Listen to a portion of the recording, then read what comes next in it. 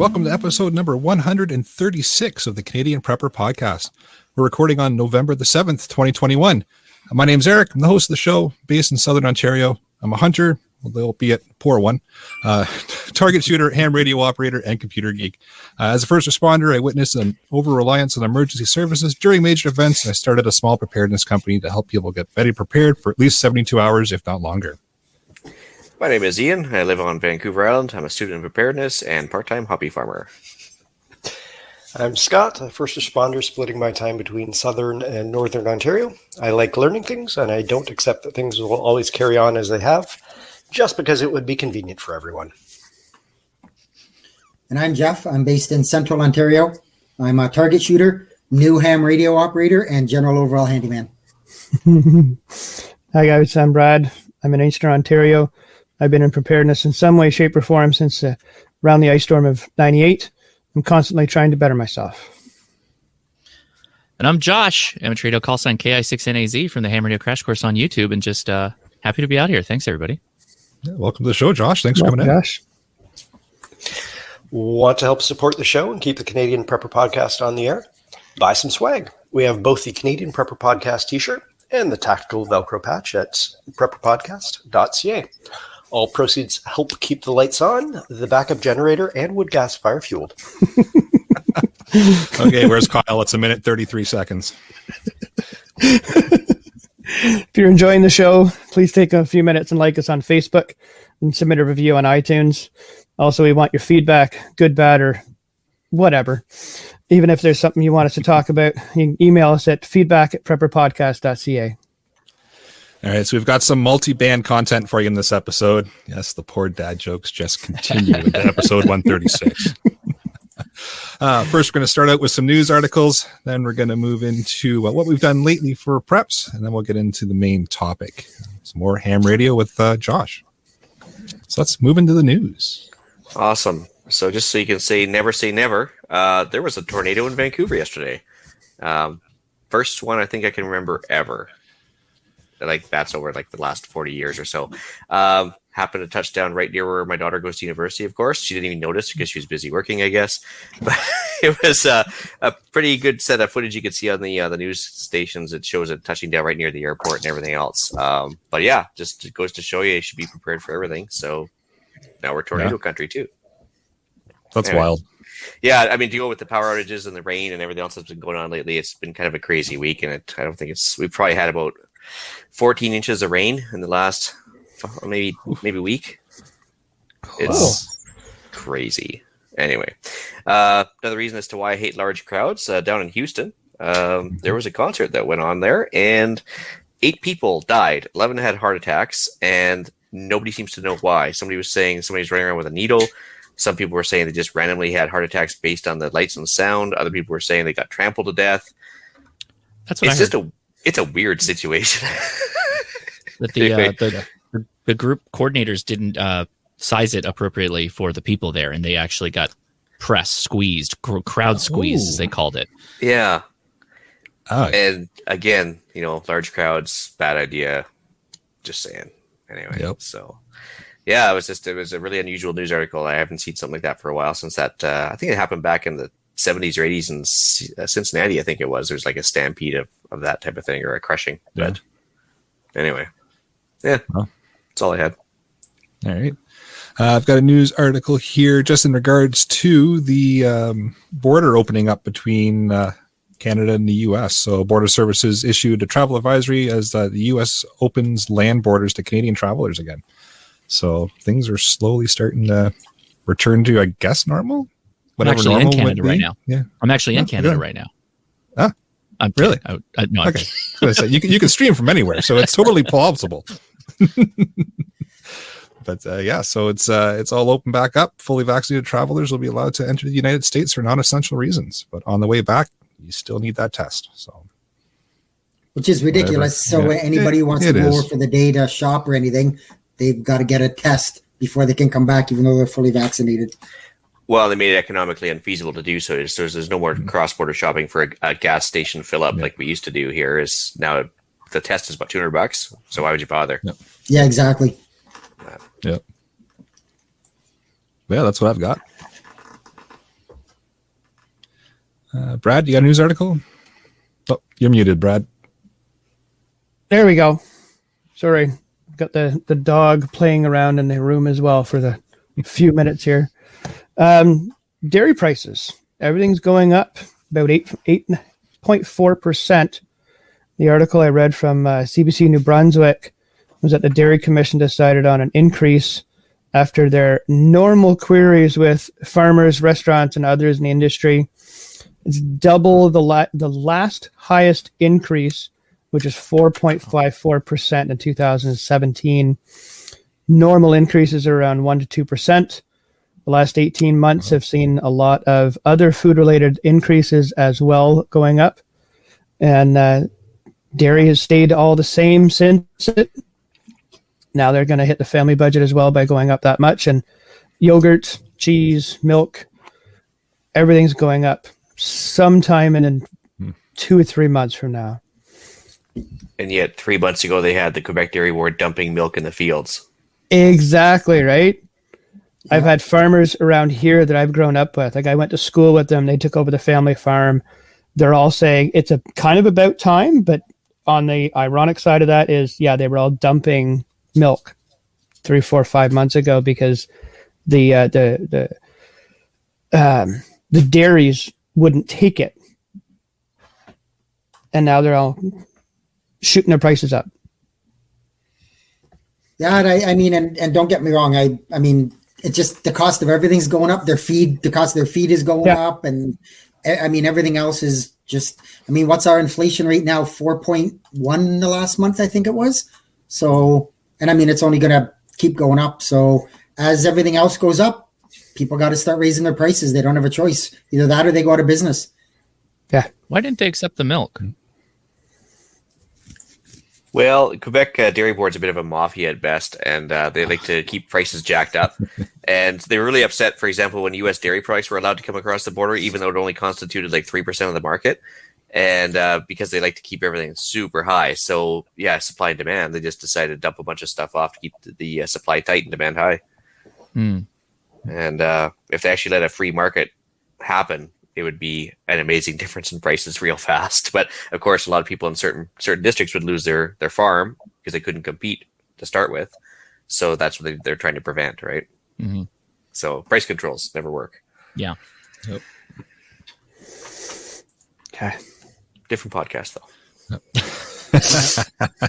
It's tomorrow night. Yep.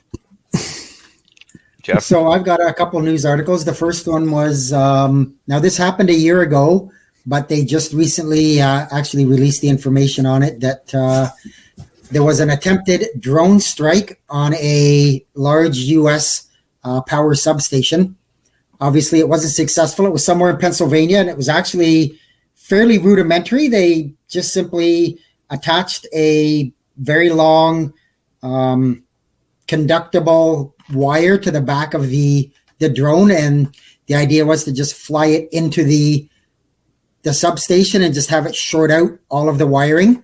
For whatever reason, the drone crashed before it got there. Who knows why? But if you think about it, it kind of, it's funny that they put it out there to let all the terrorists or people that want to do harm, hey, this is how you do it, because guess what? The fences don't cover the top, and I mean, wouldn't stop you from cutting a padlock anyways, but I just kind of found that interesting. But yeah, what's not the the first time, days, probably right? won't be the last. Yeah. Well, under the banner of asymmetric warfare, I mean, yeah, they just gave some pretty detailed instructions on how you could cheaply take out a substation with a wire and a drone. Yeah. And they also mentioned how efficient it was, or how effective it was anyway. And unfortunately, I guess these guys had never heard of rotor wash before. When it swirls the cable around, it's probably just not a heavy enough cable. Yeah. But, anyway, could be it. And my other one, just on the the worldwide instability and everything that's been going on. There was an attempted assassination on Iraq's prime minister the other day. It was unsuccessful, but had it been successful, who knows what the fallout from that would have been. Maybe anything for us, who knows, maybe not. But I mean, tensions are already at the peak there. You've got, some countries that do have nuclear capabilities, and now they're trying to murder each other's prime ministers. So that can't be good then in the long term. So what could go wrong? He had information leading to the arrest of Hillary Clinton, maybe. Oh boy. So here comes the sun. About a week ago, there was a massive solar flare and the corresponding coronal mass ejection. It registered as a G3 on the NOAA scales, which corresponds to like a 1 in 100-year storm. Sadly, it was cloudy around here because I was really hoping to see some impressive northern lights. But the funny thing was, it happened the day after I read a great book on EMPs and solar storms and went and looked at the website. It's sort of something that's been in my radar. And I'm like, oh, wow, there's a big storm coming. And, not thinking anything of it because I don't really have any other reference to know how often these storms come on this website. So apparently it's 1 in a 100-year storm. I've looked for details of any damage. I haven't found any articles sort of stating there's been any damage, so that's good news. The Canadian power grid, being on a lot of Canadian shield, is extra susceptible to sort of those low frequency, big energy events. But the sun is entering a sort of period of more peak energy, so better for radio propagation, but might have some consequences for other technologies. Was anybody on the air on their radios when this happened, by the way? And show of hands here. It shuts the radio off, like HF. And not turns it off, but the bands just disappear. Like everybody's talking, and then all of a sudden just goes like they just, the sun turned off the radio propagation, and that's it. It just goes quiet. It's very eerie when that happens. The radio blackout phase, yeah, and that's from the solar flare that's coming, correct? Yeah, that's right. So I think that was Thursday the 28th, maybe something like that. It was, or at least what I heard was they said it. What they thought was going to be closer to a more direct hit was actually, they said it was really close. It was only a couple of million kilometers away from us. So, but they said it was really close. Mm-hmm. So there was no damage or any power outages or anything. I don't know, Josh, if it did affect the radios, but it didn't do any other damage. Just the propagation, right? Everybody stopped being able to propagate, basically. So the band just kind of they died out. There's a wonderful person. Her name's Tamitha Scove, Space Weather Woman on Twitter, and she releases weekly updates on what's going on with the sun for sun weather. And she talked about it a lot. It's really, really interesting stuff. Mm-hmm. Nice. All right. Shall we move into what we've done lately for preps? Well, because I was aware that this storm was coming, I decided maybe it's a good time to start charging my cell phone and iPad and stuff from a battery instead of having it plugged into the grid. Those great big long antennas that are going to absorb all sorts of energy and pass it right into my sensitive electronics. Anyway, got me thinking. So I've been experimenting with different ways of charging from a battery overnight and then just charging the battery whenever. Nice. Brad. Muted, Brad.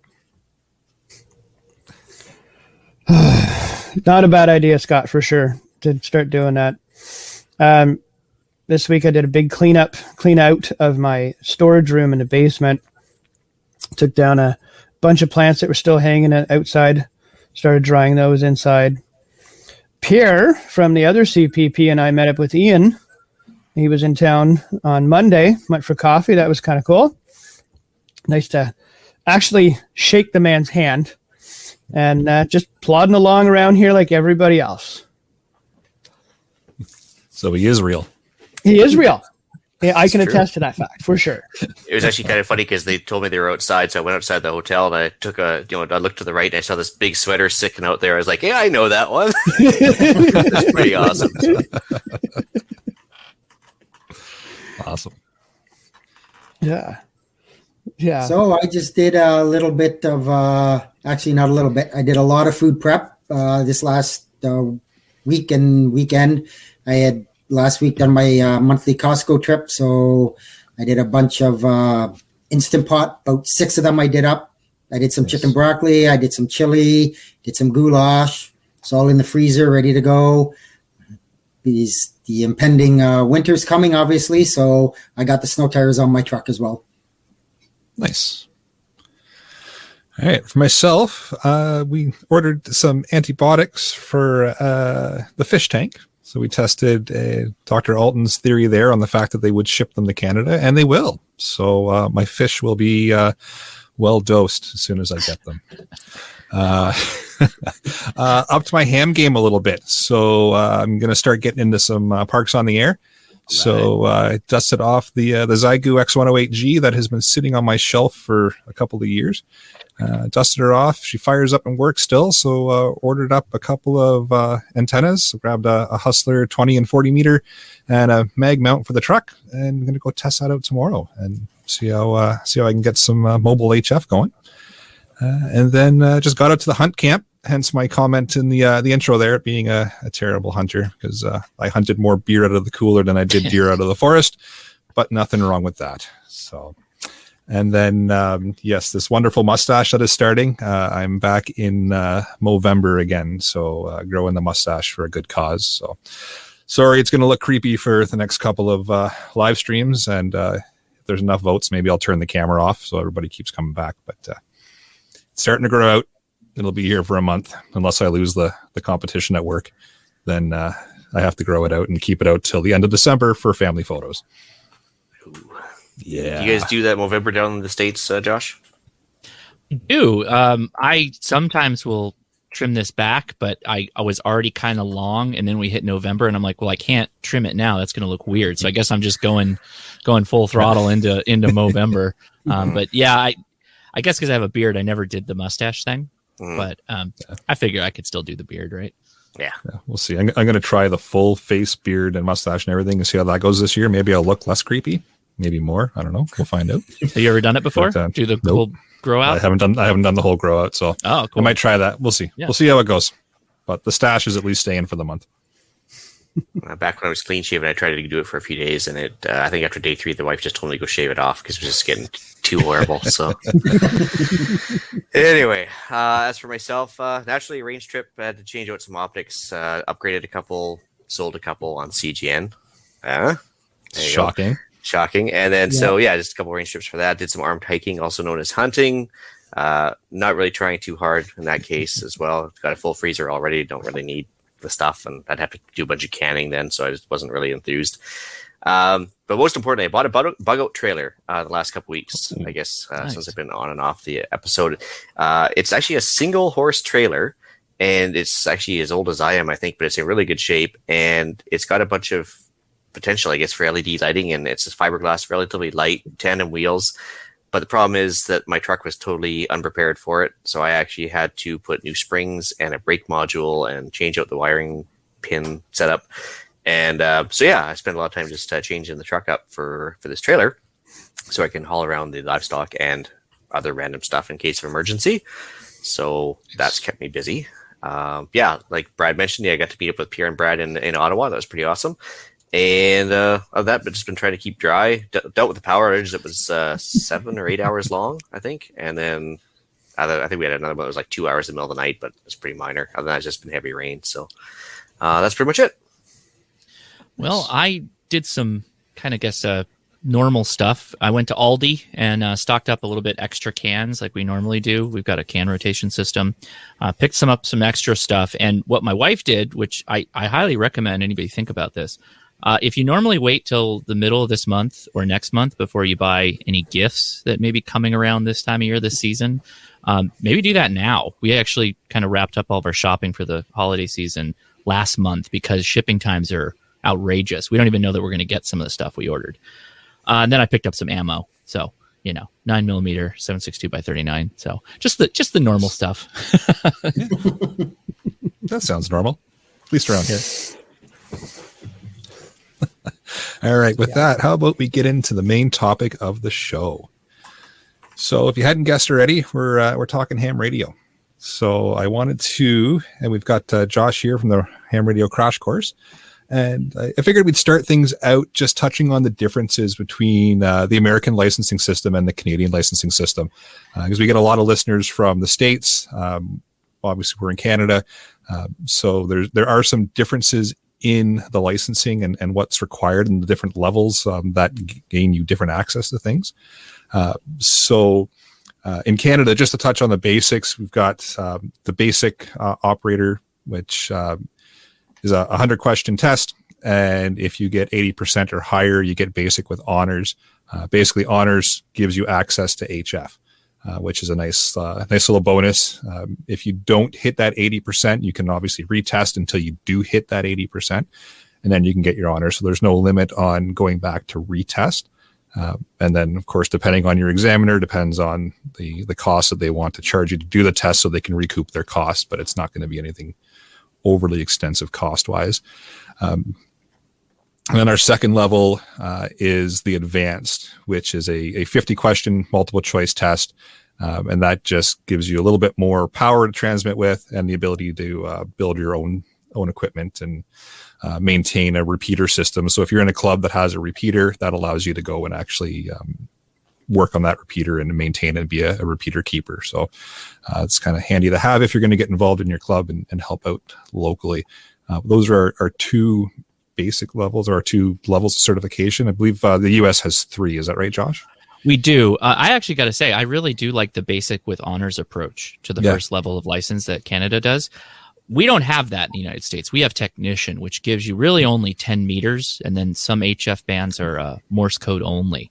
I really like the Canadian approach to this because I think not starting out hams with a bit of HF, usable, functional HF is a mistake. So I like what you guys who's the we've got the FCC coordinating body in Canada is what? So I know UK is Ofcom, I think. Well, it used to be called Industry Canada. Now it's like Science and Development Canada. Yeah, they renamed it, and it's a big long, but everybody still calls it Industry Canada. Okay. Yeah. And next year it'll be something different, just to keep us on our toes. Right. But yeah, it's Industry Canada. Everybody knows what you mean when you say Industry Canada here. Okay. So they're the main governing body for it. The other thing I didn't touch on because everybody wants to always know how much power can I transmit, how much power can I use, which, sure. For basic, you're looking at about, was it 250? And then if you get into your advanced, you're looking at a kilowatt, so 1,000 watts. So is your transmitting limits there. So if anybody wants to talk power and how much power you can transmit, that's where we're at for those two levels. Mm-hmm. It's different in the States, I'd imagine, for your power there, Josh. It is. But to be honest, again, that's also not bad. I think the UK, they got a limit of like 25, like when you get the foundation level, or 20. And then they got like a weird 45 or 450. But yeah, we go basically 1,500 watts is kind of our limit for most bands that we can operate on. Technician does have a limit, but I can't remember off the top of my head. I thought we were just talking about Canada today. That's fine. No problem. Yeah, so let's I always found it interesting how different countries kind of do their licensing and break things up. But yeah, I agree. I like the fact that we're allowed to get into some HF areas with the basic, because very important. Really, it's you can hang out on 2 meters, 70 centimeters for a while, but the worldwide contacts is the fun part. Not to say the local contacts aren't fun, but there's nothing better than getting that DX, right? Oh, indeed. That's my favorite joke is you got 3 hams in a city, and there'll be 2 ham clubs. Because eventually you talk to enough people, and you're like, okay, I want to talk to people further away. And particularly up in Canada, you guys are a little bit more spread out in some cases than we are. True. So HF's where it's at, Yeah. Yeah, it's fun to talk to the local guys when you're driving to the grocery store. But sometimes it's also good to be able to talk to people all over the place, especially when there's, a pandemic going on. Indeed. Kind of handy to get some information there. Let's see, where do we want to go? Use and preparedness. You can open that up because there's a huge use for this in the preparedness world. just communication on its own is a big thing. It's nice to be able to talk to your group if we're in a shit hit the fan kind of situation. Comms is key, right? So being able to get information from around the world via HF or get local information from your local repeater is a huge asset, and something that is going to be integral to getting that information out, but also receiving that information in, depending on where things are happening. You can relay the information to somebody to tell them that something bad's happening at home, don't come home, or vice versa. So it's handy there. Well, and I think around here there's also a lot of ARES groups that infrastructure, first responders, part of the plan is to use these amateur radio operators to create a network so you can communicate within grid down situations, power down, network down, whatever, because it's independent technology. And I understand, Josh, there's some sort of like a military setup like Mars down in the States. Do you guys participate in that at all, or is it a common thing? Military auxiliary radio service or system. I think it's service.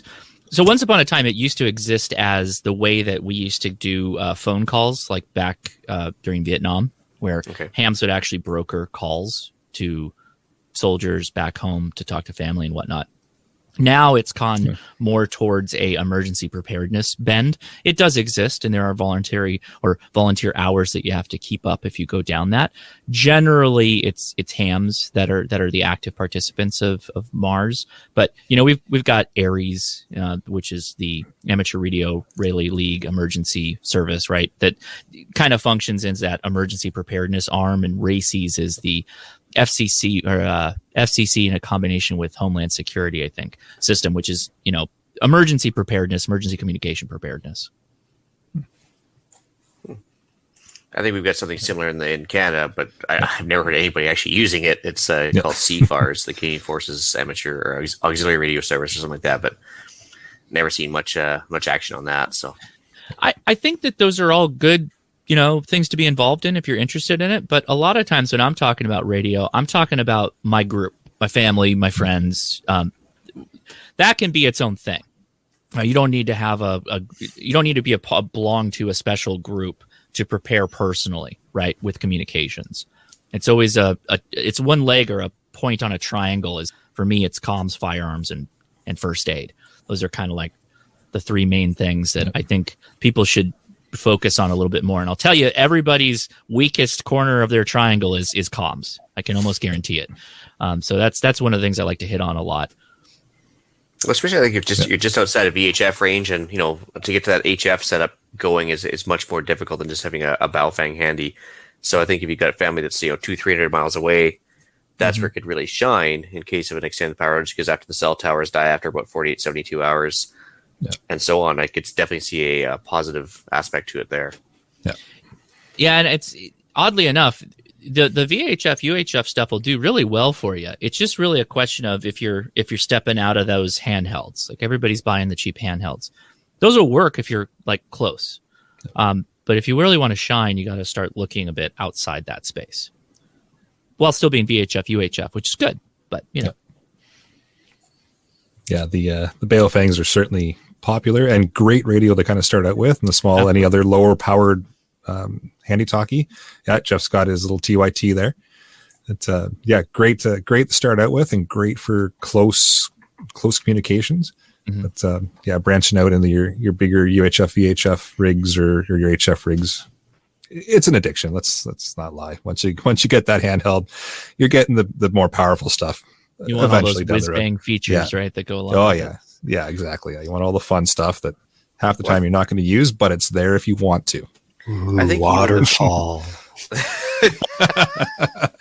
The waterfall, yeah. I mean, even when you're trying to talk in a vehicle convoy, and you listen to CB radio and just the absolute cacophony of sounds going on there, and it's just all garbled and everything else, whereas it's nice and quiet and sedate relatively on the ham radio bands. Yep. We did have a fun thing happen. The FCC just authorized FM for CB down here for traditional CB 11 meters. So that should be interesting. We'll start to see FM CBs hit the market here in the future, which I think is good. Right. I think that's good. Sure. Yeah. Hey, any comms is better than no comms. That's right. Yeah. But still get your ham license. Yes. Yeah. So Yes, everybody out there was harassing me. Get your ham license, damn it. That's right. yeah, you finally got it, Jeff.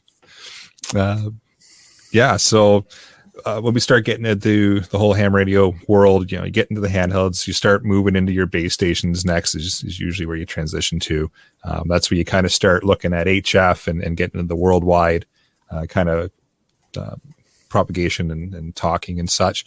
But let's get into maybe the good, the bad, and the ugly with antennas and start a huge internet fight, because why not? I mean, we can just go down the list from where you started. You went like, handheld, base station. I would argue if you're VHF, UHF, a mobile radio kind of would qualify as a base station. Yeah, 50 watts. I would agree. Yep. Yeah. So a lot of times handheld radios, those antennas are not good, right? If you're thinking the bands of operation are 2 meters and 70 centimeters, well, you're not running, a 1 meter stick of wire sticking up there. You've got a little stubby thing. So that means that there's probably some kind of coil or something in there that's allowing it to make your radio happy, or think the radio's happy to allow you to transmit. There are good ones, but you generally almost always have to upgrade the antenna that comes with your Baofangs or whatever radio you're buying. Even the $500 handhelds, those antennas are not great. We generally upgrade them. Yep. Oh, it's the first thing I did when I got the Baofeng, is put a Nagoya antenna on it, then put the counterpoise on it to make it actually happen. And that's a real thing. People ask me that all the time. They're like, hey, is that tiger tail or that rat tail or whatever people are calling it on the internet now? Hey, is that a real thing? Yeah, it's a real thing. It totally is. It'll help you.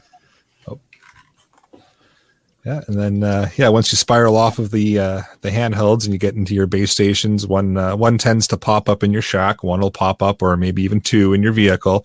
Yep. And they just slowly start to show up all over the place. But the antenna is key. That's something not to cheap out on. That and the coax, right? Oh, indeed, definitely. Yeah. And if you're higher frequency, which VHF, UHF is higher frequency stuff, that's actually where the coax is oftentimes more important. So good coax is really important there. For everybody that's thinking about getting a mobile radio or anything like that, like something you put in a car, you can set that up at home, right? You can buy a little power supply or just run off of a battery.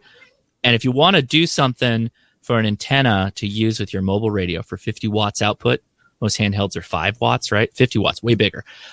Take a mag mount for a car, throw it on the back of a cookie sheet, and put that up on something in your home. And there you go. It's not the most perfect solution, but it'll work. Or if you got a filing cabinet, boom, mag mount right on top, and you can get going with that.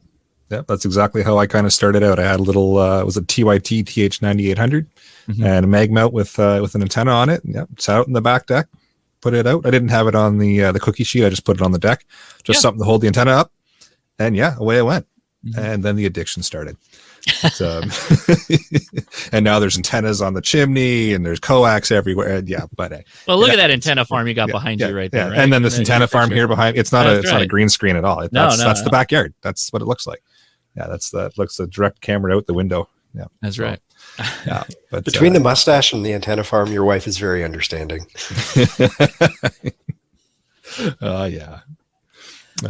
But yeah, it's all about just getting on the air and you're not going to have a big elaborate setup right off the go, because just starting to learn and figure things out, which kind of brings me to my favorite question. And I think it's yours too, Josh, is why the heck do I need a license? I'll just transmit when shit hits the fan. It's not, I got flack for this, and I'm not throwing shade, and I can talk about this because this is a preparedness, channel and podcast. I have said in the past that I can probably get someone shooting a firearm faster than I can get someone effectively using a radio. Now, that doesn't mean necessarily in a high tense self-defense situation, but actually battery of arms use a firearm. I think I could get them on that a lot faster than I could tell them, go program this Baofeng, and here's how to do it. Right. Yep.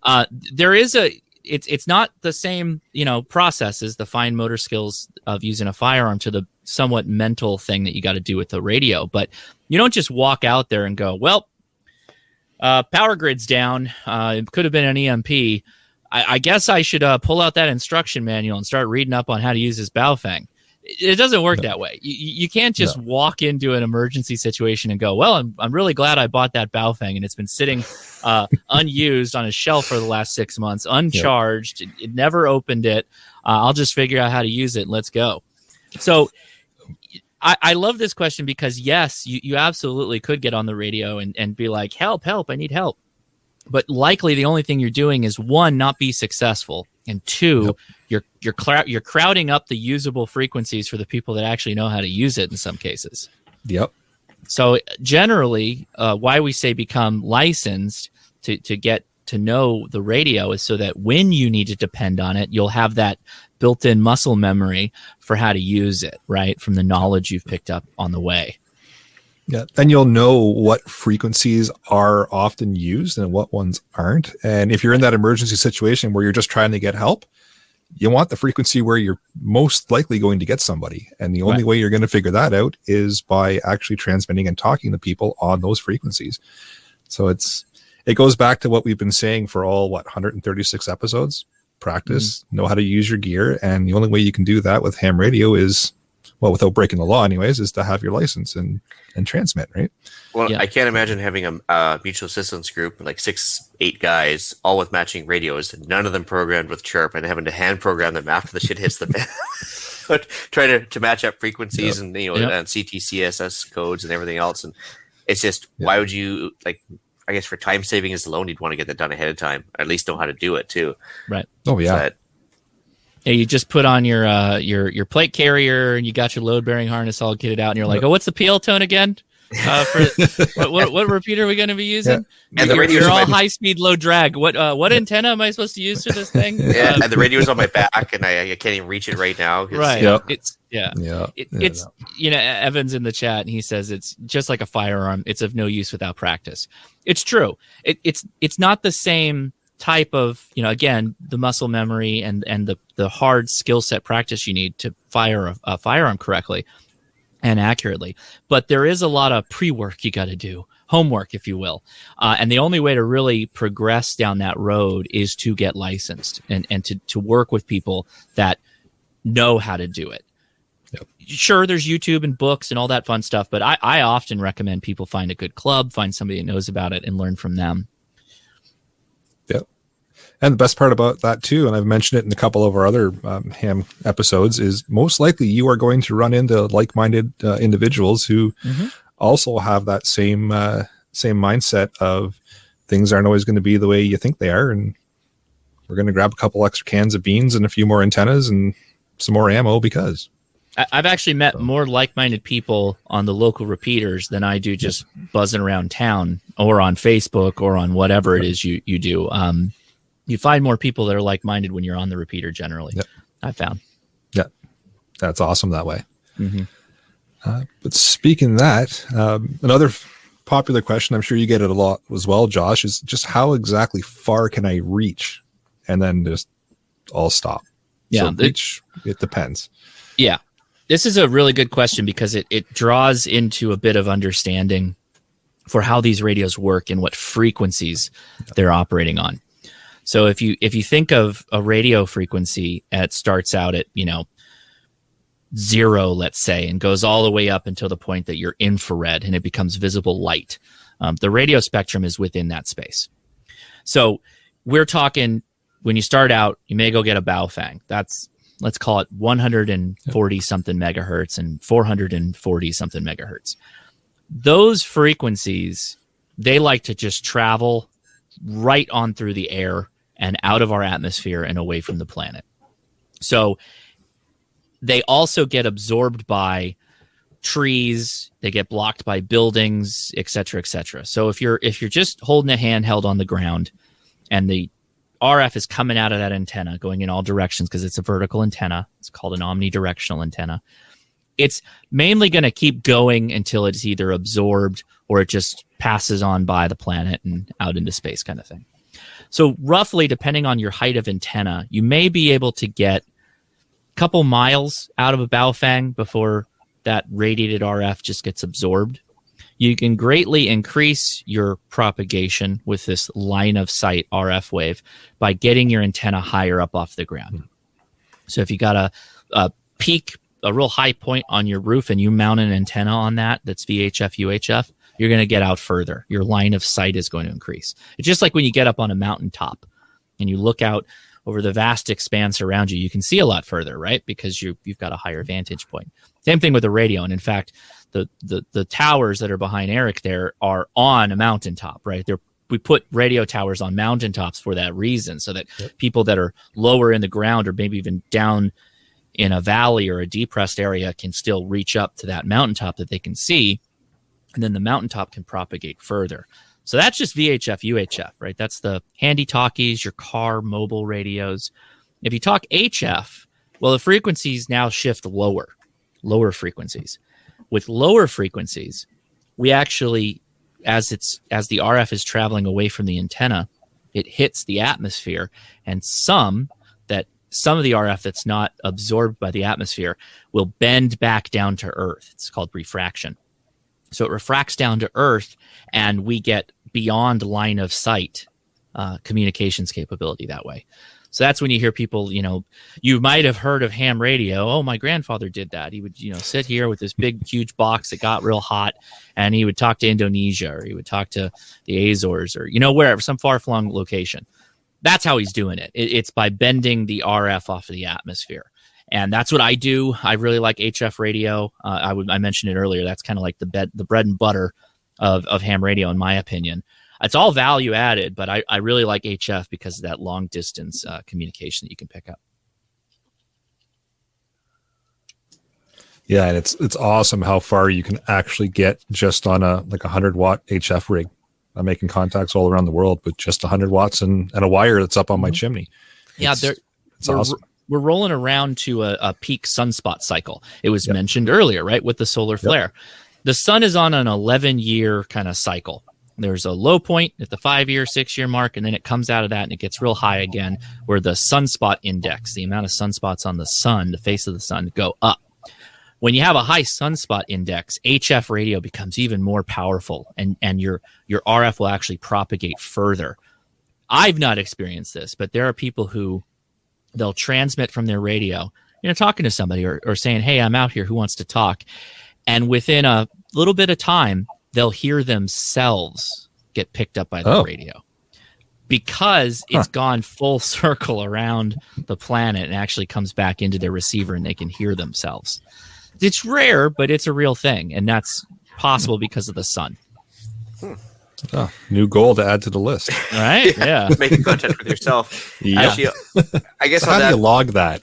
Yeah. Send yourself a card, naturally. Just a quick question, Josh. On that note, I guess basically with your proclivity for HF there, I mean, somebody gets freshly licensed, and we're assuming Canada, they get like a basic with honors, and they have the ability to go straight to HF. Mm-hmm. Would you still recommend trying HF first, or just sticking with a simpler VHF, UHF to get kind of your toe in the water and then go to HF afterwards? I mean, the answer that I like to give, so I can weasel out of it, is, hey, do both. Why not? But everybody's got budgets, right? So generally, if you're in a sparse location, right, you're in an area where there's not a lot of people, and maybe there's not a lot of repeaters. So you're gonna have to do some work in this, right? You're gonna have to look up online what repeaters you have in your area, and repeaters are, again, like the towers on Eric's image. They're up on mountaintops, or at least they are down here.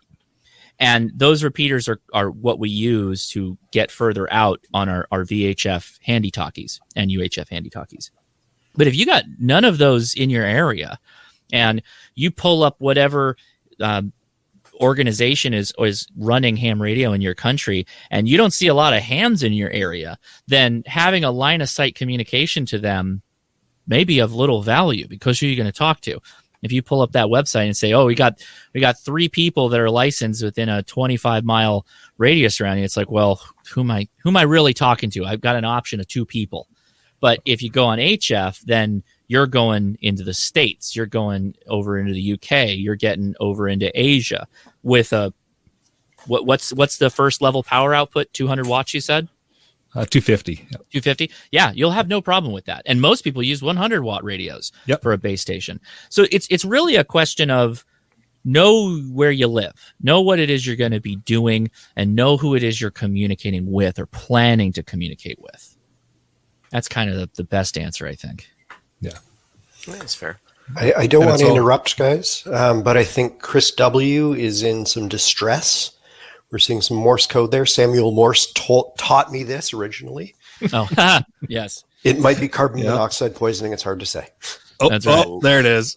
There it is. 45 minutes, 3 seconds. We didn't want Alan to feel left out. No. And you know what? We'll dive into the esoteric a little bit. Morse code is a fantastic mode for preparedness, to be honest, because this is get a little into the weeds a little bit. The mode that we use to talk on the radio most often is called single sideband, or even FM for that matter.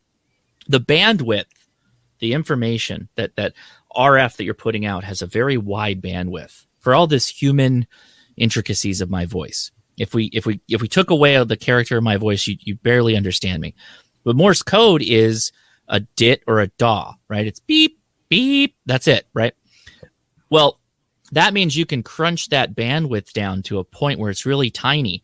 And then even your super low power radio is more efficiently exchanging that information than if I were using my 100 watt base station on voice, right? So Morse code, or what we call CW, continuous wave is the mode generally that you use, is fantastic because it doesn't require a computer. It doesn't require a microphone.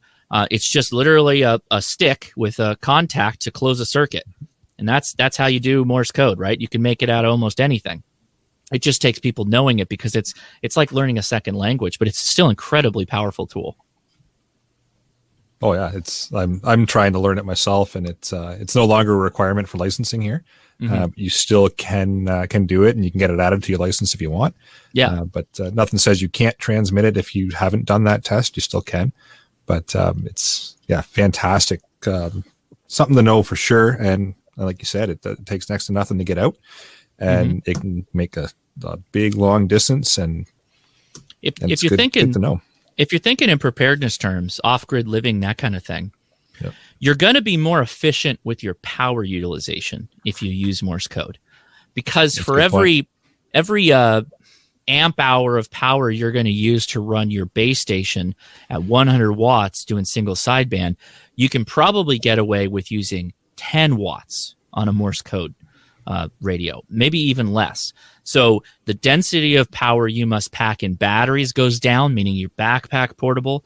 The solar panel you need to replenish that battery also scales down. So you don't need to carry such a big outfit when you're hiking, or if you're going car portable and you got a family full of food and kids and everything, dogs and everything else. Being able to go scale that back a little bit is kind of food for thought, and why you may be interested in that. It's one of the last bastions of ham radio and preparedness. I haven't been able to crack that nut yet to incentivize preppers to get into Morse code, because I think it's there. I think we're close. We just need to push them a little more to get people more excited about it. I think you just have to couch it the right way. Like, if you think about it, I'm sure the American regs say the same thing, but we're not allowed to use any codes that aren't publicly known. Well, that is a publicly known code. You're allowed to use it. Right. But just like a stick shift is an anti-theft device for millennials, I'm pretty sure that Morse code would be an unbreakable code to millennials. So, that's an interesting way to look at it. And it's, you're not wrong, because it's also, if you're not really looking for it, your radio, you could figure out how to pull it up and maybe record it and get it in front of somebody who knows it. But that seems like a whole lot of work, with all the message was, hey, I'm over here now. That's where we're going to be at. And that, again, SHTF, nobody's going to care if you send it encoded messages or not. And so that could be a quick little boom, boom, boom, and you're off and away, and you're back to doing what you're doing. But I like the push as well. I think it's worth pushing it in the preparedness community, and people start learning it, because why not? It's just another tool in the toolbox, right? That's right. At the same time, I'm a strong advocate for digital modes, because, again, you set a computer up with a radio, and you kind of just let them sit there, and you can come back to it. You got other things to do. You're preparing camp. You're doing who knows what. You come back to it, and you're like, oh, I got some messages. This is a person I was waiting to catch up with. You don't have to be the radio guy, right? You can have inexpensive devices like Raspberry Pis and cheap computers that will interface with your radios. And you can do a lot with that. And again, it's all preparedness minded. It's all something that we should consider, depending on how geeky and nerdy you want to go down the rabbit hole for all this stuff, I guess. I was just going to say WinLink. Yeah. That's what we talked about last night on my live Fantastic. stream was WinLink. And oh man, that's the new hotness, because now you're interoperating with what we like to call the normies or the muggles, right? The people that aren't hams.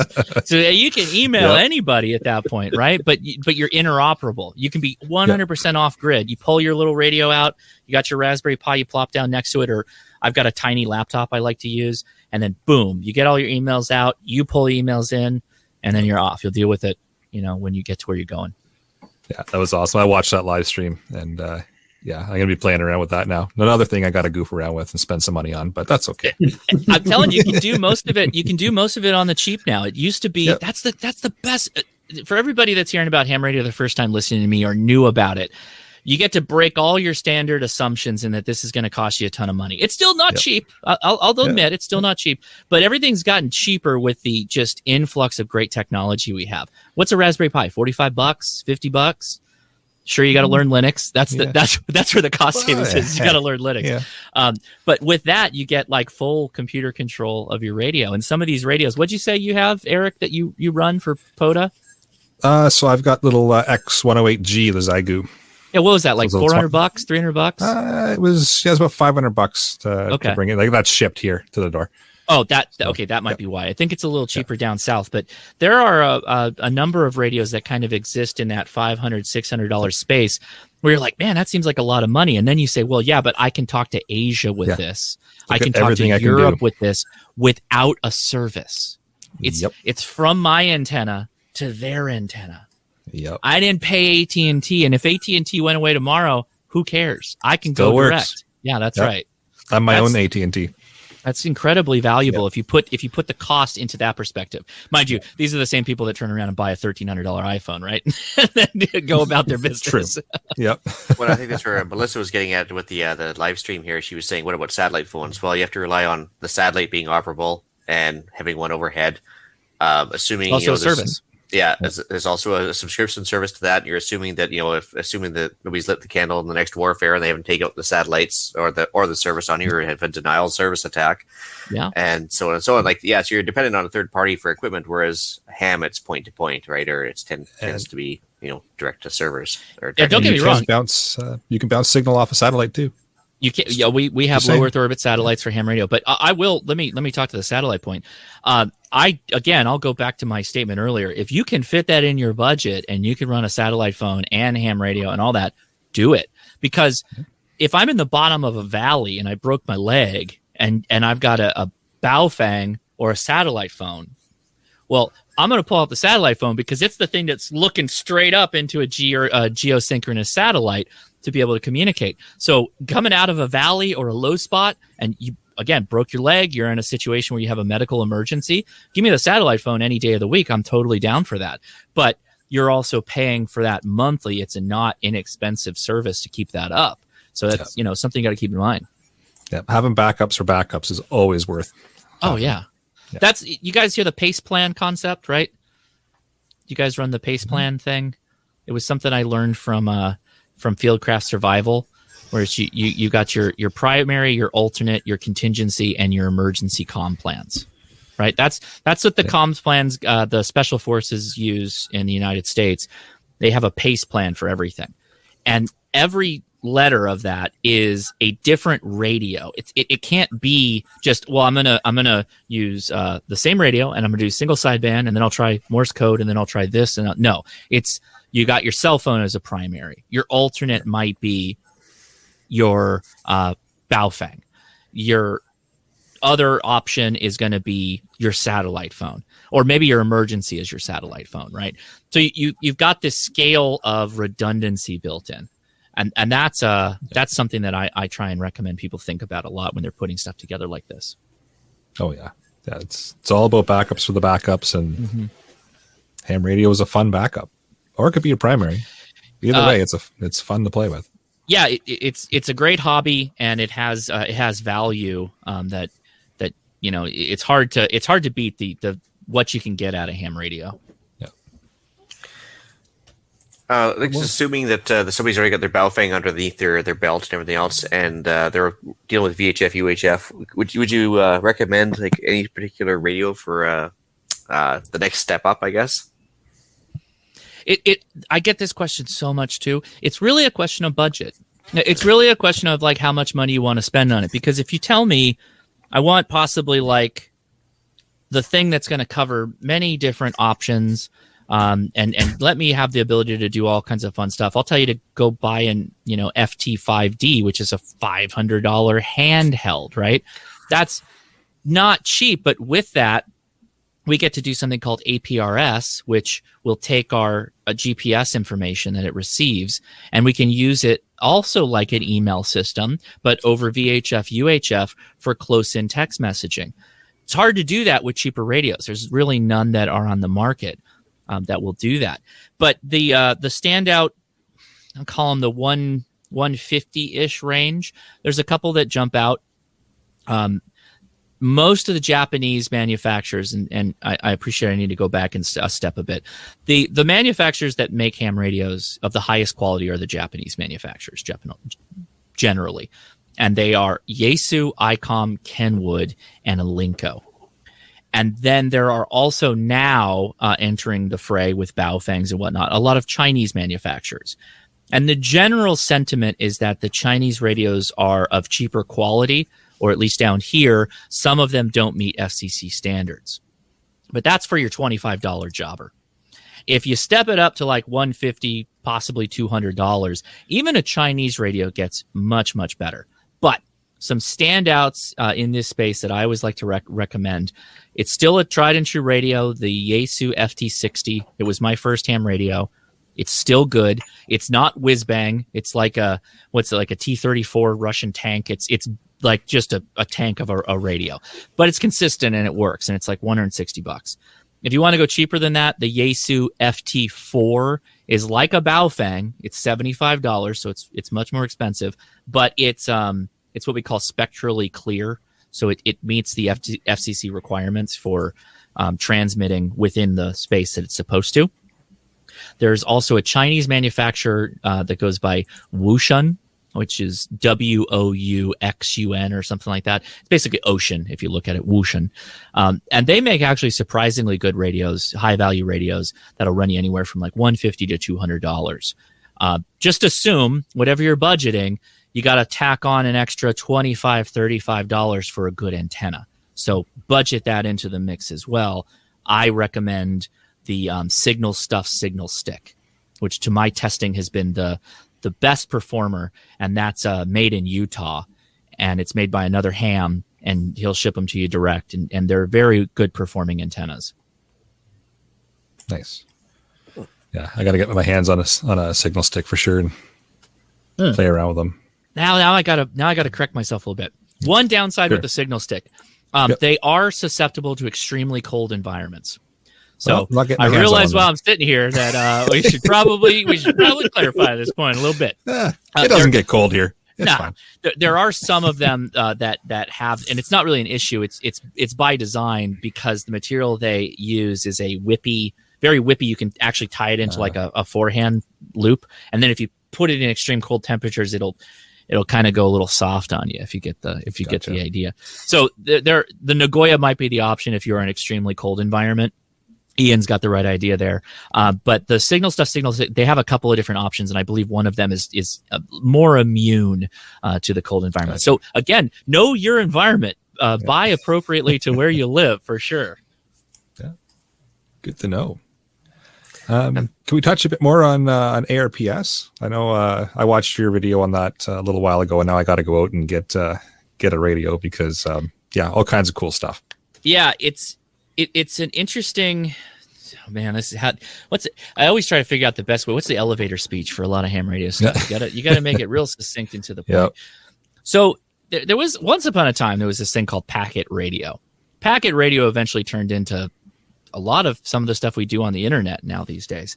But that evolved a bit and became APRS, which is Automatic Packet Reporting System. I mentioned GPS.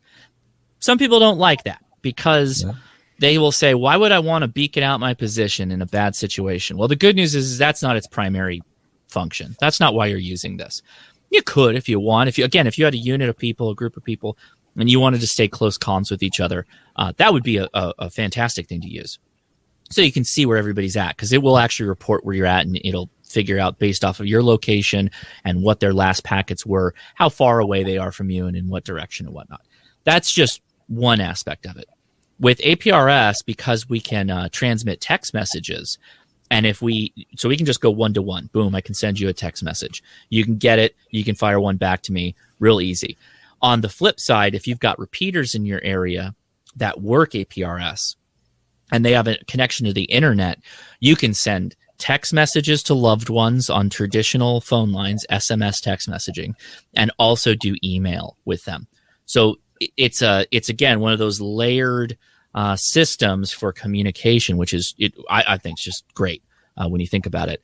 And there's a couple of ways to do it on the cheap. The way I generally do it is using a tablet and a small device that connects to my radio, and it kind of transfers those that audio tone into it digitizes it over Bluetooth so that I can let the tablet make the tones correctly for doing APRS. Yeah, way too many options that I want to play with. So yeah, I know. I gotta get an APRS radio. It's on the list now. Well, you can do that. There's a couple of, the Raspberry Pi will do it. If you don't have an APRS radio, you can just fire that audio directly into the Raspberry Pi and let an application called Direwolf do the heavy lifting to convert that back into the AX25 packets. I know I'm throwing out a lot of terms, and I apologize. So just hold me accountable. But you can also use just like I have a tablet that I bought from Walmart for $100, and I interface it with a little dongle, and the dongle basically connects to my radio, and that's what brokers that communication. So I can use a Baofeng. Yeah. I can use a Baofeng with this little dongle, which is it's $100, so it's not cheap.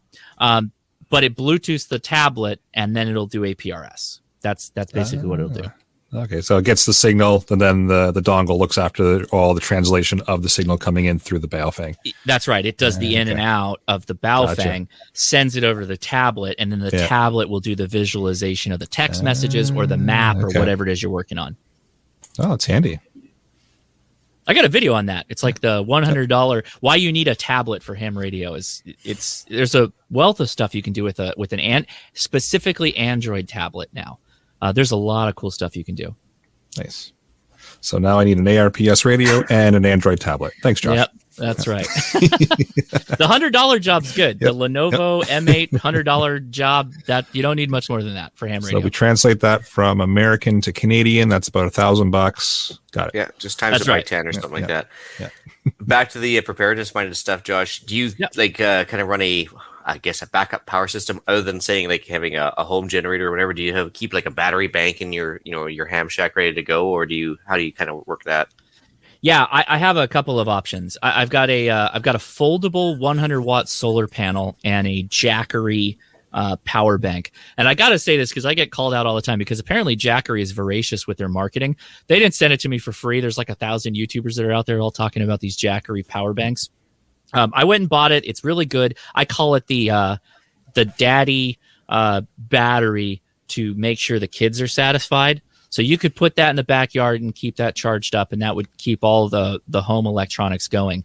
But for my ham shack, for my more significant equipment, I have a 100-watt monocrystalline Renogy panel that I bought off of Amazon. I think so. Generally, you look at solar based off of how many watts you get per dollar or the lack thereof. And at the time I bought it, I think it was just under $1 a watt for these monocrystalline panels, which may still be available. Very inexpensive. You mount it on the roof into a charge controller, wherever you want to put it. And then you can plug your battery bank into that. And you don't have to use that, right? That's just energy you've collected. It's like having a rain bucket for rainwater. Well, collect that sun power, right? You don't need a huge bank of batteries that you're going to dump back on the grid with for like a power, for saving money on your power bill. This is just a panel that's for you for charging your handhelds and also keeping all your batteries charged up. That's what I do. Yeah, I just got a smaller scale version of that. Same idea, just a battery box and an ammo can with a solar, charge controller and a solar panel and everything set up. Just so I could charge basically the handhelds more than anything else. There's kind of a, I mean, let's put this in, let's go a step further. So an emergency happens. What's the first thing you do? You go grab your Baofeng that you left on the shelf for 6 months, right? That you don't know how to use.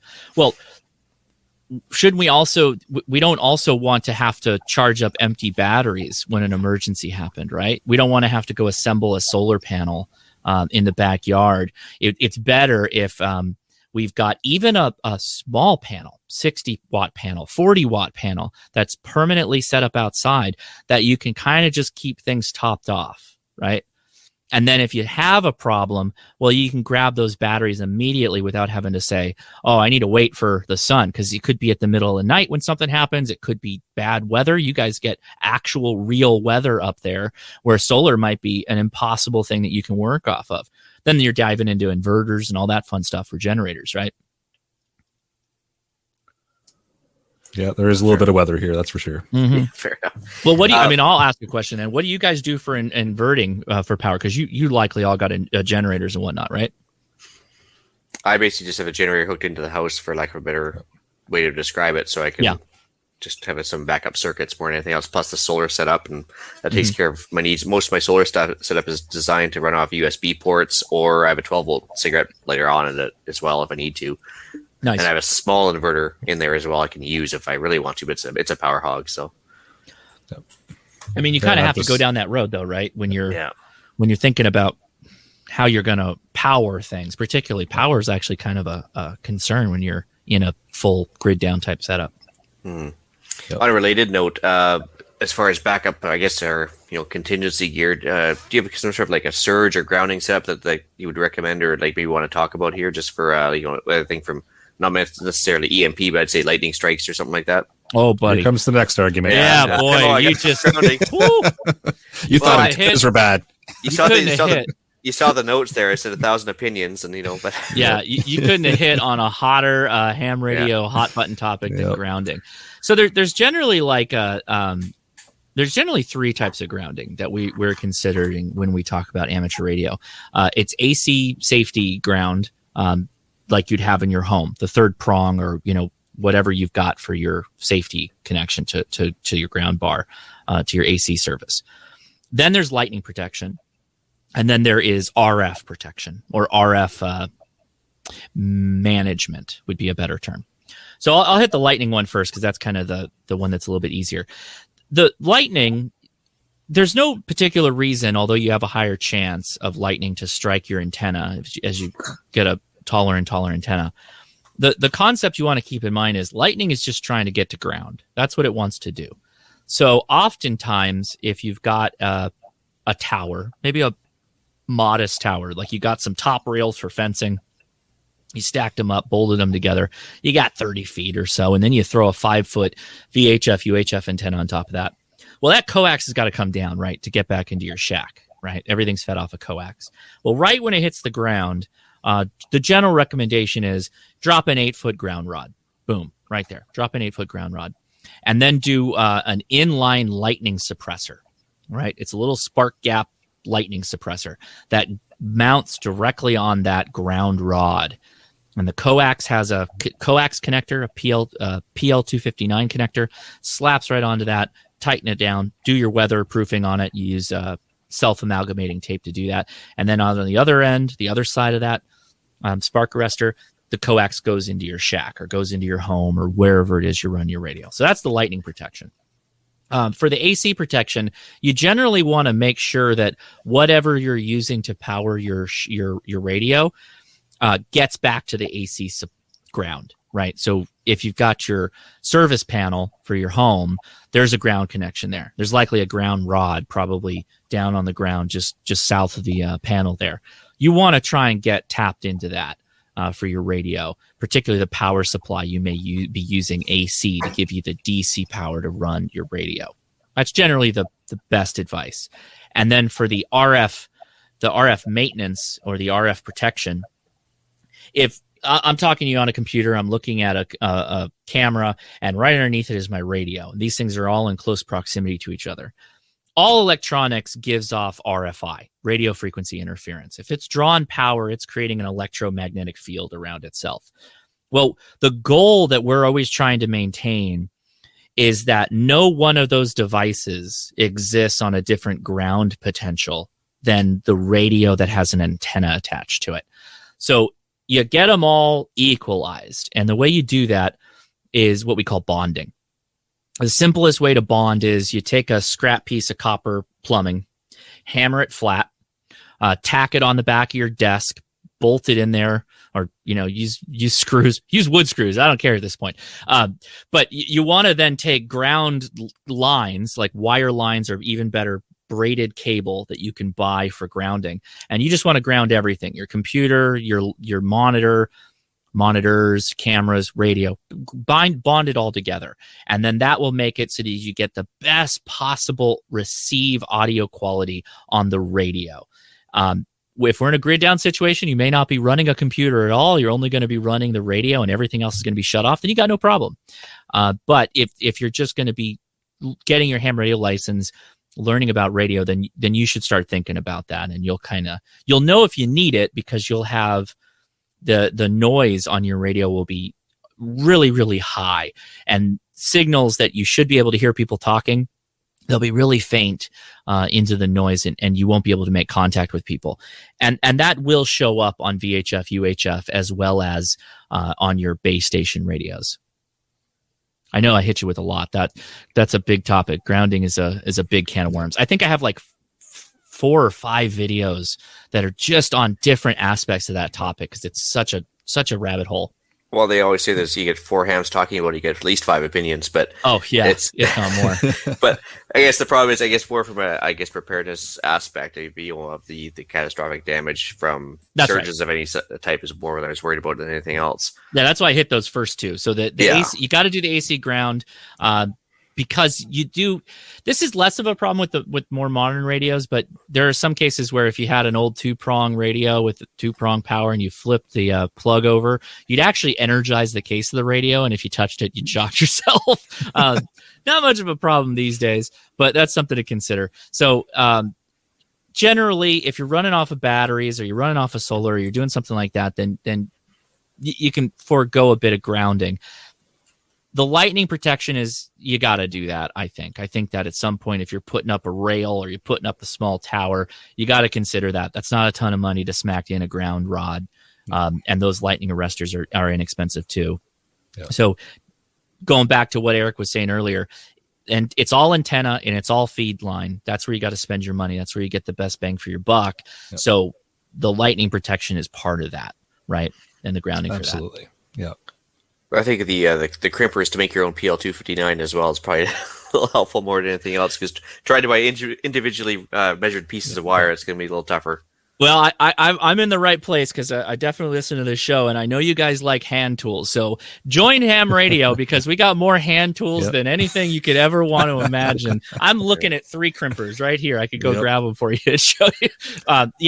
There's a real advantage too. That's a really good point, Ian, that cutting your coax to length appropriate is a lot cheaper. So if you go buy a big spool of coax, it's a lot cheaper to cut your own and crimp on connectors and do the work there than go to, whatever online store, DX Engineering, Gigaparts, Ham Radio Outlet, whatever, and buy pre-cut stuff. It's always going to be way more expensive if you do it that way.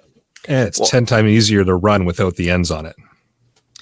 So. Yes, 100%. 100%. Well, and not having too much of it either, having excess antenna cable, because you bought a 50-foot length, you only needed a 20-foot length, and wondering why your decibel loss is huge, right? Yep, that's particularly important with VHF, UHF, 100%. Yep. You were talking about just general RF interference. Mm-hmm. In a grid down scenario, physically, how would ham radio change? I.e., would we have much better signals because there'd be so much less interference from everything? I mean, I got neighbors on both sides of me. I can reach out and hit the house, almost. Just think of everybody's Alexa and TVs and computers and refrigerators and freezers. Whatever plugs into the grid, it's all gone, right? whenever the power goes out, this is another fun guilty pleasure hams do, is we all run to our ham shack, we grab our batteries, we turn our radios on, and we start making as many contacts as we can, because our nose floor goes to zero. Like, it's almost to the point that it doesn't even look like your radio's turned on.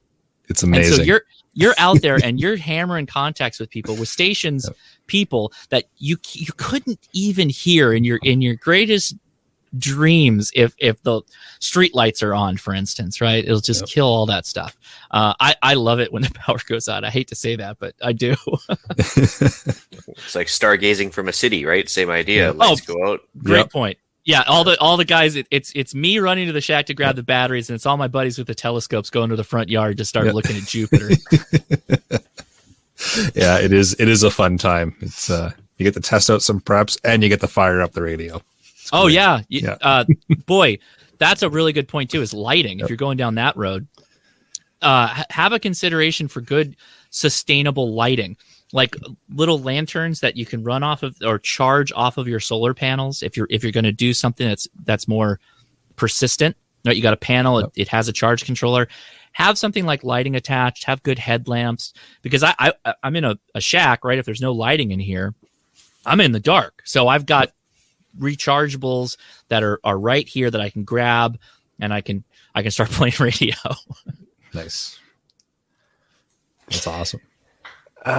All of the different interesting side things, the APRS, the SSTV decoders, all that kind of stuff. Which are the ones you see as being most useful in a grid down scenario? And which of your videos would you recommend kind of leading into those projects? That's a good question too. I just did a video on, so this goes back to everybody. Let's go from the beginner standpoint and work our ways up. So for the beginners, I did a video. This is for you right now. Don't wait for a grid down situation. I did a video called Baofeng, Noob to Experienced or Zero to Hero. I forget what I made the title, and it literally takes you through how to use the Baofeng from the 0 point level up to actually programming the thing and being able to use it. And I did it in about an hour, which I got to say, that's good for me. That's about as best I've ever done.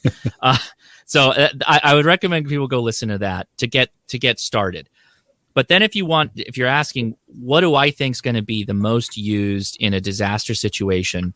Well, we're still in VHF town. I think all emergencies are local, particularly when the grid's down, when first responders are taxed, when you have a difficulty in even getting supplies you need. Most people are going to be coordinating at the local level. And if you couple that with cell phones not working, you're going to have to rely on close-in comms, and VHF simplex, which for Canada and the United States is 146.520 megahertz. That is the frequency you should have programmed on your radio when you don't know what's going on or you're in an emergency situation and you think it's some kind of, maybe not long-term, but just something going on, an emergency maybe that's happened. Turn that frequency on, start listening. You should definitely have a standard receiver, just a AM FM radio. If you want one of those emergency jobbers, Cato makes a good radio. They're made in California, and they do solar panel and they're hand crank, and they'll do AM FM, which I think is something you should be monitoring too, and also hand crank for just keeping it going if you want to do it that way. As far as going further down that line. If you're a little more experienced with ham radio, you should definitely get into HF, because you can be talking to people outside of an emergency area, outside of an infected area, or whatever's going on. Affected, not infected. We didn't say zombie apocalypse, so I'm going with affected. In that case, you can be talking with people that may be just outside the impacted area that you're in, see how things are going there, get a kind of lay of the land. But also, then you can do things like WinLink, and you can do things like get emails out to friends and family that are outside, let people know you're okay. It's really going to depend. If we were in a situation where cell phones were down and the internet wasn't working at my home and in my town, well, it's possible I could fire off an email using APRS with my VHF, UHF radio. And because that's like maybe a repeater a county over. Maybe they got internet. I'll try it. Boom. There you go. If we're worse off than that, then now I'm trying to make these WinLink contacts with HF radio where I'm doing 400 miles to get to the nearest node that can pick me up for doing this email. In that case, that's going to be a lot more important, particularly if I need to get some message out. So it's really going to depend. It's really hypothetical on the scenario that we'd be painting. I like the grid down scenario because that has very wide-reaching potentials for if it's prolonged, for instance, when you will need to start looking outside. You will need to start reaching out to people that you may, friends and family call for help on. Awesome.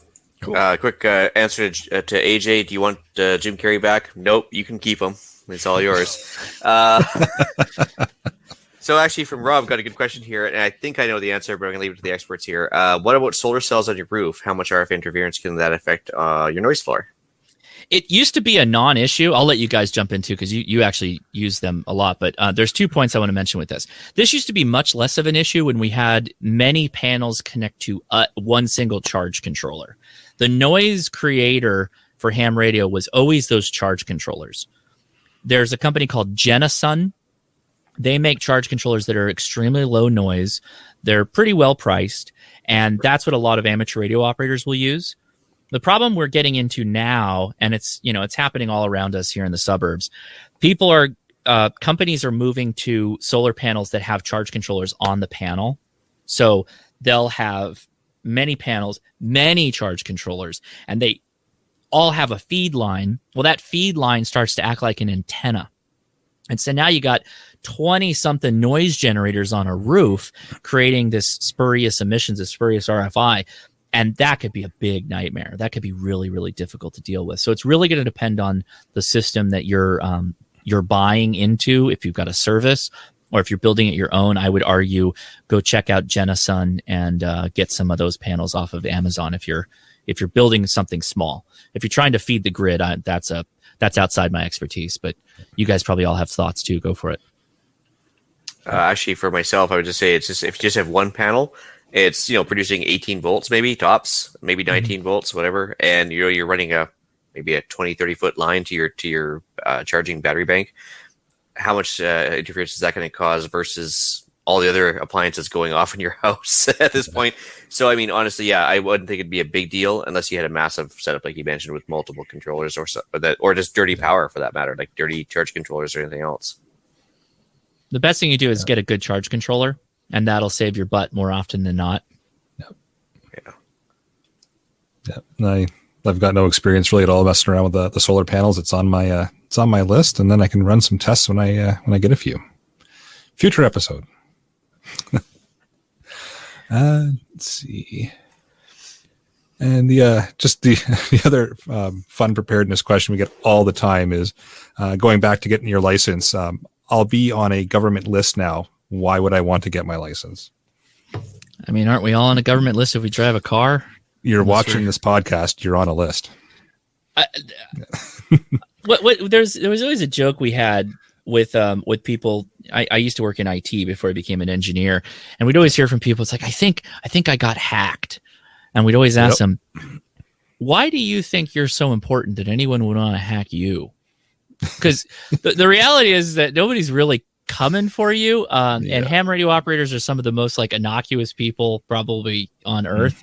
That there's people don't really care, and if somebody's trying to build a profile on you, there's more than enough information they have on you already than what you provide for your ham radio license. And I'll remind people, at least down in the States, I don't know how it works up there, we can provide our PO box as our home address, and that's exactly what I do. We can hide our addresses in the database here. So your hometown will be listed, but your actual physical address will not be. So by applying and getting a ham license, you're proving that you obey the law. So I don't think you're going to go ahead and do any watch list after that. And by the same token, though, up in Canada here, as soon as you get a firearms license, you're on a list and you're getting daily criminal background checks. So I think that ship has sailed. So. Yeah, most people already have a dossier of information that, by the way, that we self-provided by creating Google accounts, Facebook accounts, and every other voluntary means of information that we've provided. And all of that information is more interesting to government types, nefarious people types than what you would put in your ham radio application. 100%. But that's such a popular question in the preparedness community. Anytime you start talking ham radio, whoa, it's a list. Well, you're already on. I got news for you, buddy. Ship sailed. Just get your name on another one. Carry on. And really, if you're not on a watch list, you're not trying hard enough. I do believe that's a quote from another podcast. So, I'm expecting my monthly order of saltpeter any minute now. I'm kidding. Oh, jeez. Yeah. No, that's pretty much all I had. You guys got anything else? Yeah. I was just going to touch on a couple of apps. I know we've mentioned them in other episodes that I've done on ham. But of course, there's an app for it. Echolink, if you're not familiar, you can use your cell phone. So that's another way you can kind of start playing around with radio after your license. You do have to provide your license information to them before they give you an account. But yeah, hop on Echolink. If you don't have the money for a radio right off the hop, you can get on there and use your cell phone and start transmitting there. Maybe not the best way to start out, but it's a way. So look at that, and it's handy to have. Yeah, I got a free one. Sure. You don't need an app or anything like that. It's two websites. You go to Kiwi, like the fruit or the bird, Kiwi SDR. Google that, all one word, or Web SDR. SDR stands for Software Defined Radio. It's a map that you can pull up. There are stations around the world that you can click on their radio station and you can listen on their radio station. And they listen HF, they listen VHF, UHF, and you can actually operate the radio from your home computer. You can't transmit. This is just a receiver. But every minute you spend doing that, you're going to be more familiar with radio than you were before. And if you want to take ownership and have it on the local level, go on to Amazon and look up RTL SDR. RTL SDR is a dongle. If you want a bit of a better version of that, it's Noelec, Noelec, Noelec, or Noolec, Noelec. They also have an SDR. It's a dongle. It plugs into your computer. You attach an antenna to it, which it could just be a long wire or an actual vertical, and you have a radio attached to your computer. And if you go watch my show on You Need a Tablet for Ham Radio, I'll show you how to do the same thing with a cheap Android tablet. You get the same capability. That's awesome. And there's no better way to learn how to transmit than to listen to everybody else for a while and just get a feel for how it goes and how everybody's talking. And then eventually, you're going to have those first transmit jitters. Everybody has them, but at least you know the process. You're not going to throw your call sign out there and then somebody else is going to come back to you. And then you're going to be left sitting there going, oh, well, now what do I say? Right. Because you'll kind of see how it flows and how the conversation goes. And you'll also see how to end a conversation. So if you kind of get a little bit too far into the weeds of your conversation and you want to get out, or you're just simply done, you know how to end that conversation as well. So it's well worth spending the time on an SDR or just listening. If you do have a radio to listen to, just sit back and listen for a while, but don't let those first transmission jitters get you. When you can, definitely transmit. It's what very well said. Everybody, if you do go down this road, I argue I found amateur radio from listening to shortwave radio as a kid.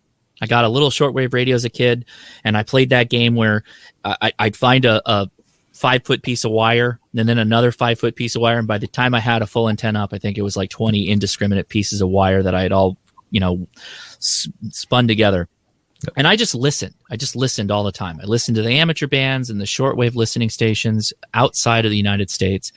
Just listen all the time. Have a radio on in the background when you're doing stuff. Just hear what's going on. Put it in scan and just let it do its thing. And then when you actually start transmitting, as Eric said, you'll be way more comfortable. And you're 100% correct with that statement. Yeah, that's kind of how I started out as well. It's just listen, and then one day I said, you know what? I'm gonna say hello to someone, and then away we went. And the addiction started, and now my desk is full of radios. But. And you bit hard because you're gonna do POTA, and I'm telling you, that's an even harder addiction now. Yeah. That's even harder. Wait. Now you gotta start posting the YouTube videos for that. Going out when it starts snowing and doing POTA. People love that. They'll lose their mind over that. That's awesome. There's a local guy. We got a park just down the road. There's a local guy doing Summit on the air right now, and so he's climbing mountains. He waits till he gets to the top, and then he starts trying to make contacts. Yep. Oh yeah, I do that And- down here. We got a lot of great mountains for that, but up there you're gonna have I mean, we get snow too. We got high elevations out here, but yeah, that's always a lot of fun. Summits on the Air is, I know that not really a prepper discussion, but Summits on the Air is my favorite radio activity to participate in. And it can be a prepper conversation because you're packing your radio up, you're leaving the house, and you're using it outside in a different environment. So it totally relates to preparedness and moving your gear and knowing how to use it elsewhere. Portable It's got system. physical. It's got physical fitness involved too, which is I think something we always leave off the list when it comes to preparing. So you get out and do a soda a couple times, you'll start to feel it for sure. Yeah, absolutely.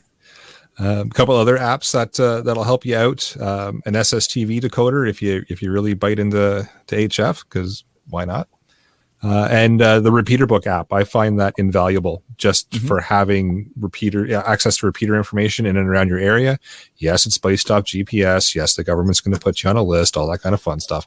But it's a great app, and it'll show you what's close by within a certain proximity.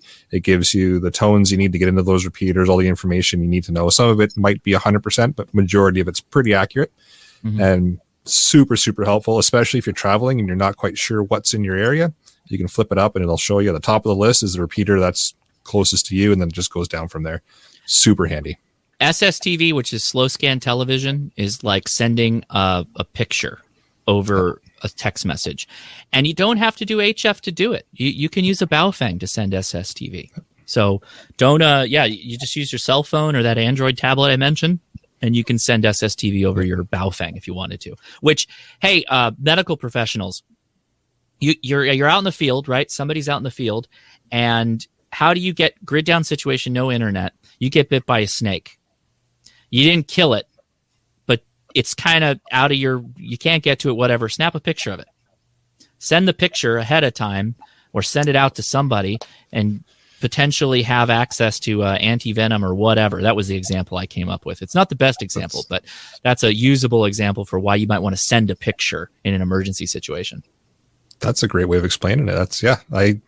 I've just played around with it because memes are fun, right? But that whole emergency, that's a great example for actually applying it to preparedness. I like it. Yeah. Oh, it's great. And is it slow? Yeah, it's slowish, but it's going over the air with no actual connection to a third party service. So yeah, but it's totally something that can be done. So and that's just a couple of quick little apps I figured would be something to have good in your arsenal of apps, and they're useful, and they're attached to ham radio. So why not get them and use them? Most of them are free too. Yeah. Right? Yep. So you can get out there and start playing. Yeah, absolutely. And then if you get into satellites and stuff, there's satellite trackers. You can get those, and so there's an app for pretty much everything ham radio. So don't be afraid to explore that avenue as well. Does that cover everybody's questions? I think so. Awesome. Anything else that we didn't touch on, Josh, that you think we should? Or? So many things, but how much time do we got? How long do you want me to rant for? It's ham radio is a lifelong hobby. It's a hobby within hobbies, and it's not a sprint. It's a marathon. So if you're listening to this and you're like, oh my God, I got to go get it, take your time, budget, lay out a plan, what you want to do with radio. Again, think about where you're at, hams that are in your area, people that you can talk to. And if you don't have a lot of people, then that'll change your plan some. Just approach it methodically and really do put, it'll make your significant other happy if you think about the budget a little bit, I think. And in the long run, it'll help you actually have a better plan than buying a whole bunch of boxes that sit in the garage and you don't use them. I don't want that, right? I want you to buy the things you're going to use for what you think is going to help you for whatever you may face. Yeah, it's all about asking questions and finding people that know about all the different niches in ham radio, because you're not going to master everything. So focus on the basics, and then once you're ready to branch out, reach out to your local club, reach out to the internet, fire an email into us if you have some questions. Watch Josh's videos. He's got all kinds of topics you can touch on, and just don't be afraid to branch out in the different areas of it. And some of it you're going to love and some of it you're going to hate. Stuff you hate, don't do it. Simple as that. But yeah, there's all kinds of different facets in ham radio you can get into, and like Josh said, it's a lifelong endeavor, and why not put it in as part of your preparedness plan, but at the same time make it a hobby to keep your brain more thinking and have some fun while you're at it, because it will definitely get your brain cells going. How about we move into the podcast challenge? Well, guys, it is time to up your game in ham radio by watching Josh on his Ham Radio Crash Course YouTube channel. He's got all sorts of great videos that are wonderfully educational and have been a great resource for all of us. And we think everyone should go and watch some. So keep it up, Josh.